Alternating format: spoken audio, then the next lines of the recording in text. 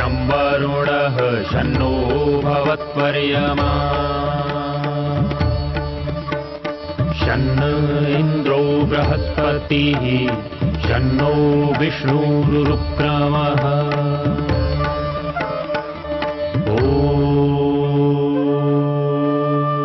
शान्ति शान्ति शान्तिः।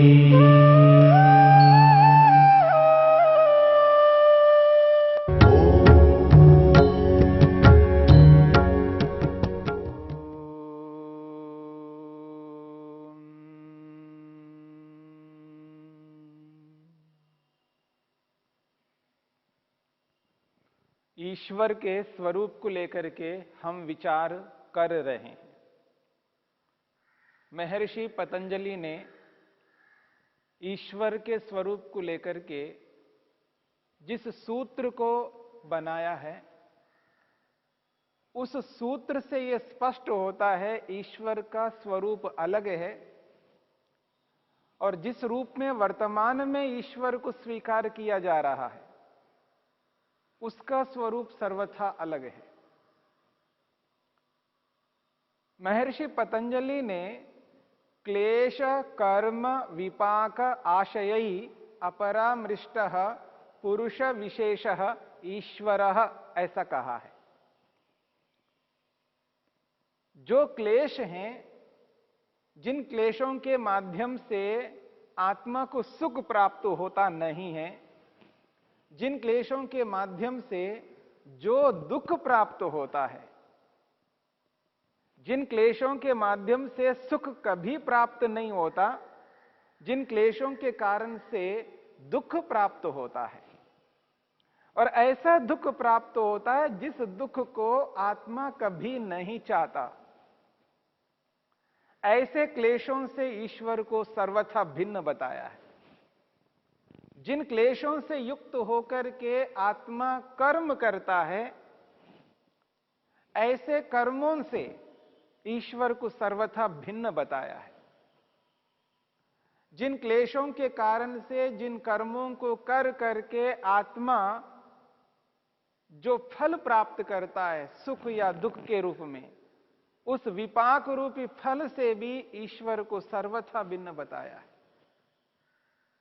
और जिन फलों के कारण से आत्मा के मन में जो छाप पड़ती है, जो वासना उत्पन्न होती है, जिसे संस्कार के नाम से कहा जाता है, उस वासना रूपी संस्कार से सर्वथा भिन्न बताया है, जिस वासना को सूत्रकार ने, महर्षि पतंजलि ने आशय शब्द से स्पष्ट किया है। क्लेश, कर्म, विपाक और आशय, इन समस्त चीजों से ईश्वर सर्वथा भिन्न है और पुरुष विशेष है, पुरुषों में विशिष्ट है।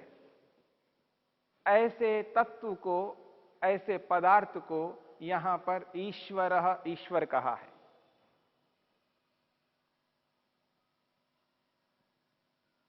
आत्मा यद्यपि शुद्ध है, नित्य है, बुद्ध है, मुक्त स्वभाव वाला है, यानी हम आत्माएं शुद्ध हैं, परंतु यहां पर कहा जा रहा है कि कई बार व्यक्ति क्लेशग्रस्त होता है तो इसकी आत्मा मलिन है, क्लेश से युक्त है, इसकी आत्मा में क्लेश है, इसकी आत्मा में पाप है। ये जो कहा जाता है, आत्मा को लेकर के कहा जाता है, इस बात का निषेध महर्षि वेदव्यास ने स्पष्ट किया है। नहीं, आत्मा में किसी भी प्रकार का क्लेश नहीं रह सकता, आत्मा में नहीं रह सकता, आत्मा में कर्म नहीं रहते हैं, आत्मा में यह सुख प्राप्त नहीं होता, यानी आत्मा के अंदर सुख प्रवेश नहीं करता, आत्मा के अंदर दुख प्रवेश नहीं करता। और जितनी भी वासनाएं हैं ये आत्मा में नहीं रहती हैं, फिर कहां रहती हैं? महर्षि वेदव्यास कहते हैं, तेच मनसि वर्तमानाः तेचा मनसी वर्तमाना पुरुषे व्यपदिश्यन्ते। ये सबके सब मन में विद्यमान रहते हैं, मन में रहते हैं, लेकिन पुरुषे व्यपदिश्यन्ते, आत्मा में कहे जाते हैं। ऐसा क्यों? पुरुष में नहीं रहते हैं, मन में रहते हैं, लेकिन कहे जाते हैं आत्मा में। स्थान कई और हैं और कहा जा रहा है किसी और में। जिनका स्थान कहीं और हो और जिनको कहा जाए किसी और जगह पर लोक में ऐसा व्यवहार देखा जाता है। और क्लेश, कर्म, विपाक और आशय मन में रहते हुए आत्मा में क्यों कहे जाते हैं, इसका समाधान भी महर्षि वेदव्यास स्पष्ट करते हैं। स ही तत्फलस्य भोक्ता। वो कहते हैं ये जो क्लेश है, कर्म है, विपाक और आशय है, ये मन में रहते हैं, पर इनका जो परिणाम है, इनका जो फल है, वो भोगने वाला आत्मा है। सही तत्फलस्य भोक्ता, उनका फलों को भोगने वाला यानी अनुभव करने वाला आत्मा है। यद्यपि सुख और दुख फल कहे गए इन दोनों को, पर इन फलों का अनुभव करने वाला आत्मा है।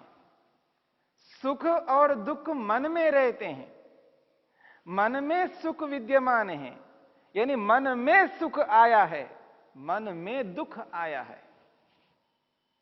ये सुख और दुख मन में आ रहे हैं, परंतु मन में रह करके उनका कोई औचित्य नहीं है। उनका औचित्य तब है वो मन में रह रहे हैं और उनका अनुभव आत्मा करता है, तब उनका औचित्य है, उनका वहां रहना उचित है। यदि मन में वो सुख और दुख नहीं होंगे, नहीं रहेंगे, तो आत्मा अनुभव ही नहीं कर पाएगा।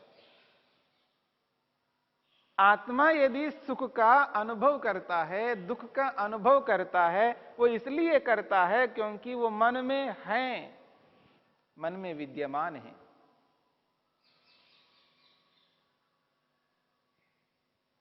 जो सुख बाहर है, मिठाई के दुकान में, मिठाई को रखने वाले दुकान में मिठाई है,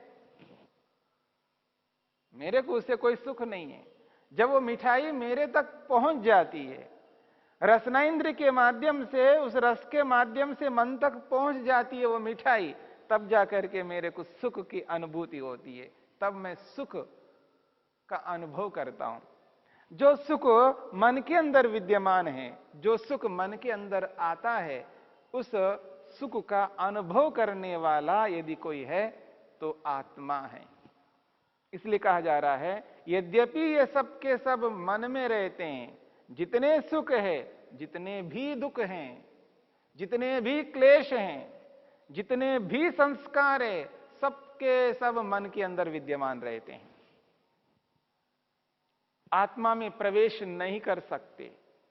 याद रखिएगा उस सूत्र को, जिस सूत्र के अंतर्गत हमने ये विचार किया था, योगश्चित्त वृत्ति निरोधा।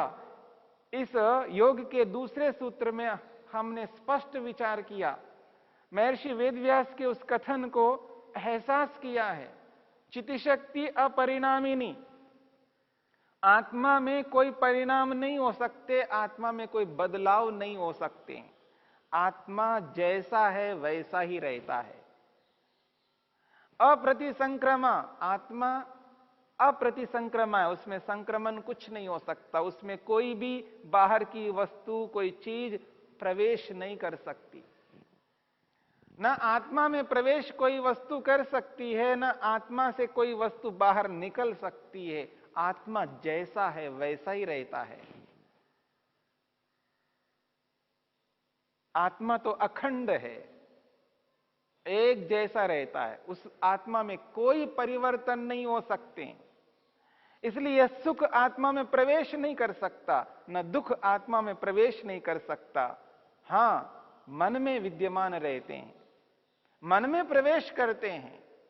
मन जड़ पदार्थ है, पर मन के अंदर रहते हुए उनका कोई औचित्य नहीं है। मन में रहने पर उनका कोई औचित्य नहीं रहता। हां, मन में रहते हैं, तब उस मन में आने वाले उस सुख को अनुभव आत्मा करता है, दूर रहता हुआ। इस बात को समझना है। आत्मा मन से पृथक है, अलग है। जड़ पदार्थ अलग मन है, चेतन पदार्थ अलग आत्मा है। यानी आत्मा अलग और मन अलग है, दोनों अलग अलग हैं। जड़ मन आत्मा नहीं हो सकता, चेतन नहीं बन सकता। चेतन आत्मा जड़ नहीं हो सकता, जड़ नहीं बन सकता। चेतन चेतन है और जड़ जड़ है। ऐसी स्थिति में जो मन के अंदर सुख और दुख आते हैं, उनका अनुभव, उनका एहसास, उनकी अनुभूति आत्मा करता है, दूर रहता हुआ। केवल अनुभव करता है, हां ये सुख है, ये अच्छा है, ये मेरे अनुकूल है। अनुकूल वेदनीयम सुखम, प्रतिकूल वेदनीयम दुखम। बस आत्मा का अनुकूल है, आत्मा के अनुकूल है, आत्मा के प्रतिकूल है। आत्मा को वो अनुकूल है तो वो सुख है, और आत्मा को वो प्रतिकूल है तो दुख है। बस इतना ही अंतर है। और सुख सुख ही रहेगा और वो मन में विद्यमान है। आत्मा अलग है, मन से दूर है, पृथक है। मन के निकट होता हुआ भी मन से भिन्न है, अलग है। इसलिए कहा जा रहा है तेच मनसी वर्तमाना। वे सबके सब मन में, चाहे क्लेश है, कर्म है, उसके फल है, वो वासना है, सब कुछ मन में है। लेकिन पुरुष में कहे जाते हैं, इसलिए कहे जाते हैं क्योंकि उनका अनुभव करने वाला, उनको महसूस करने वाला, उनका एहसास करने वाला आत्मा है, चेतन है। इसलिए पुरुष में कहे जाते हैं। ये मोटा कथन है, ये स्थूल कथन है, क्योंकि लोक में ऐसा प्रयोग होता है। एक उदाहरण देता हूं। महर्षि पतंजलि ने जिस प्रकार से ईश्वर के स्वरूप को स्पष्ट किया है, और उस स्वरूप को व्याख्या करते हुए महर्षि वेदव्यास ने जिस ढंग से प्रस्तुत किया है, उससे यह प्रतीति होती है आत्मा एक अलग वस्तु है और ईश्वर एक अलग वस्तु है। दोनों एक नहीं हो सकते। वो कहते हैं यथा जयः पराजयो वा योद्धृषु वर्तमानः स्वामिनी व्यपदिश्यन्ते। यथा जयः पराजयो वा योद्धृषु वर्तमानः स्वामिनी व्यपदिश्यन्ते। जय और पराजय योद्धाओं में चल रहे हैं। यानी एक देश के सैनिक, दूसरे देश के सैनिक, दोनों सैनिक आपस में युद्ध कर रहे हैं। एक देश के सैनिक और दूसरे देश के सैनिक आपस में युद्ध कर रहे हैं। किस लिए युद्ध करते हैं? जीतने के लिए, हराने के लिए। एक को पराजय का मुख देखना पड़ता है, एक को विजय का मुख देखना पड़ता है। यानी एक जीतता है तो एक हारता है। यथा जयः पराजयो वा, जैसे हार और जीत योद्धृषु वर्तमान, योद्धाओं में विद्यमान है, लड़ने वालों के अंदर है। पर स्वामिनी, जब कोई देश के सैनिक जीत जाते हैं तो सैनिक जीते हैं ऐसा नहीं कहा जाता है। क्या कहा जाता है? स्वामिनी व्यपदिश्यते, स्वामी को कहा जाता है, राजा को कहा जाता है। हां, इस देश का राजा जीत गया है, उस देश का राजा हार गया है। परंतु राजा न तो लड़ता है न जीतता है। राजा तो अपने अपने स्थान पर बैठे हुए हैं, प्रतीक्षा कर रहे हैं कि हमारे सैनिक कब जीते। राजा लोग नहीं लड़ते हैं, वो तो बैठे हुए हैं। लड़ रहे हैं सैनिक लोग, और हार जीत हो रही है सैनिकों में, लेकिन कहा जाता है राजा को। इस देश का राजा हार गया है, उस देश का राजा जीत गया है। हार और जीत कही जा रही है राजाओं के लिए, लेकिन हार रहे हैं सैनिक, जीत रहे हैं सैनिक। युद्ध हो रहा है उनमें और कहा जा रहा है इनको। जैसे लोक में सैनिक और राजाओं के बीच में जो संबंध है, क्योंकि राजा सैनिकों को आदेश देता है, लड़ने के लिए कहता है, राजा के आदेश पर सैनिक चलते हैं। सैनिक स्वतंत्र रूप से कभी नहीं चलते। जो आदेश राजा का होता है, जैसा राजा कहता है वैसे ही सैनिक करते हैं। इस बात को हम सभी जानते हैं। वहां सैनिक स्वतंत्र नहीं है, अपनी स्वतंत्रता से कुछ नहीं कर सकते हैं, वो राजा के अधीन हैं। ठीक इसी प्रकार से यहां पर मन और आत्मा दोनों एक प्रकार से राजा और सैनिक के समान है। आत्मा रूपी राजा जब तक मन रूपी सैनिक को आदेश नहीं करता, तब तक मन कुछ नहीं कर सकता। वहां तो कम से कम सैनिक चेतन है, यहां तो मन रूपी सैनिक चेतन भी नहीं है, जड़ है, एक इंस्ट्रूमेंट के समान है, एक इंस्ट्रूमेंट है, एक यंत्र है। पर मन को जब तक आत्मा आदेश नहीं करता, तब तक मन कोई काम नहीं करता। यानी किसी यंत्र को हम जब तक ऑन नहीं करते, उसको चालू नहीं करते, तब तक यंत्र चलता नहीं है, और जब तक उसको बंद नहीं करते तब तक वो यंत्र चलता रहेगा। ठीक इसी प्रकार यहां आत्मा जब तक उस यंत्र रूपी मन को चलाता नहीं है, तब तक वो मन नहीं चलता। इसलिए यहां पर कहा जा रहा है कि यद्यपि ये क्लेश, ये कर्म, ये फल और ये आशय रूपी संस्कार मन में रहते हैं, लेकिन कहे जाते हैं आत्मा में, क्योंकि उनका परिणाम, उनका अनुभव, उनका एहसास आत्मा करता है। इसलिए इस बात को हमें समझना है। आत्मा और मन का जो संबंध है वो एक सैनिक और एक राजा के समान है। जब इस बात को समझ लेते हैं तो समाधान आसानी से कर लेंगे। इसका समाधान सरलता से हम कर लेंगे और अपने लक्ष्य तक पहुंच जाएंगे।